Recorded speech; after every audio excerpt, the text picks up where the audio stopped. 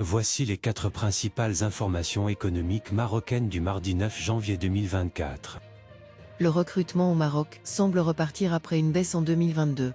Le spécialiste du e-recrutement, Recrute, a livré les dernières tendances du marché de l'emploi via son baromètre annuel. Le marché de l'emploi a rebondi en 2023, avec une augmentation de 14% des postes ouverts au premier semestre. Le secteur banque-finance est devenu le principal recruteur, représentant 20% de la demande totale d'emploi. Les métiers de l'informatique et de l'électronique étaient les plus demandés, suivis par ceux des call centers et de l'enseignement. La demande pour les profils bac à bac+2 a augmenté, tout comme l'intérêt pour les profils ayant moins d'1 an d'expérience. Dans le secteur bancaire, la demande a augmenté de 8 points par rapport à l'année précédente. Le salaire minimum au Maroc est élevé par rapport à d'autres pays fournisseurs d'habillement de l'Union européenne. Il est classé 3e derrière la Turquie et la Chine.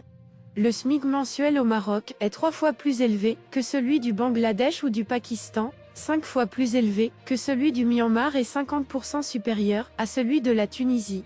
Ces chiffres mettent en évidence les raisons des délocalisations dans certains pays. Le Maroc, en tant qu'économie dynamique, a des salaires élevés dans son secteur de textile-habillement. Cependant, cela peut être un handicap pour le pays car l'industrie de l'habillement reste intensivement basée sur la main-d'œuvre. Pour améliorer sa compétitivité, le secteur marocain de l'habillement devrait miser sur le moyen haut de gamme et se concentrer sur une stratégie de circuit court. Les importations marocaines de noix et de fruits secs ont atteint un niveau record de 66 000 tonnes de janvier à octobre 2023, soit une hausse de 12% par rapport à l'ensemble de l'année précédente. Le Maroc a importé plus de 26 fois plus de ces produits qu'il n'en a exporté en 2022.